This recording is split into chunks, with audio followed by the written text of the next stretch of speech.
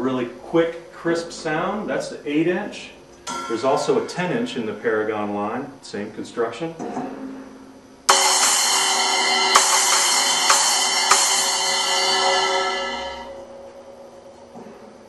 Okay, and then moving on to the crashes. Another thing a lot of people don't know is that cymbals have a break-in period, especially the medium to the heavier weight models. If they're constructed stiff to begin with, they need to be played a little bit to get the metal to loosen up. I'll give you an example here. Here's an Evolution crash cymbal. We've done some mojo to this metal to make it more flexible right out of the bag. And you see, you can almost just bend this cymbal in half. And the trade-off is you can just touch it. And it sounds beautiful right from the get-go. The Paragon cymbals need to be broken in slightly before they'll give you the true tone. And I've got an example here I want to show you using, this is Neil's personal 16-inch crash cymbal that came off of his Snakes and Arrows kit. And I want to demonstrate the difference in pitch of these two cymbals. You'll notice this one's a little bit lower than this one because the metal's been so worked in. It's been polished with hand cream.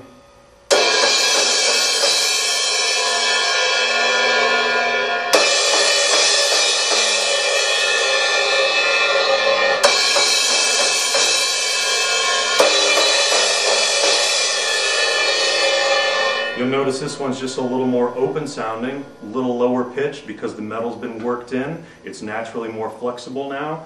And the most wonderful thing about this is that these cymbals will last a lot longer if they're played correctly than a lot of other cymbals out there for that reason. If you take the time to break it in, just like you go out and buy a new car, you break in the engine, you don't go right out to the racetrack and rev it to 19,000 RPMs or it's going to crack on you.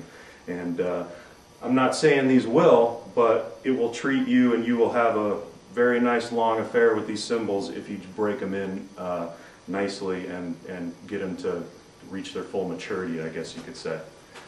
So that is the 16-inch crash. Neil uses 2 of those in his setup. He puts one up left and another directly in front of him. And he breaks about 3 a tour. So he'll take the one that breaks, which is always in front of him, he'll take that off, move this one down to that position because by now this one has been broken in.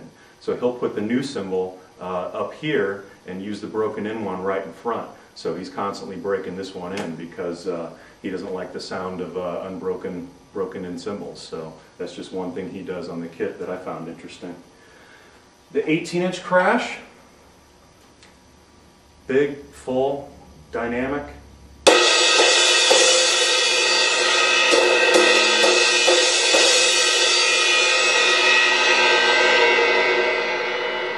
Same construction as the others.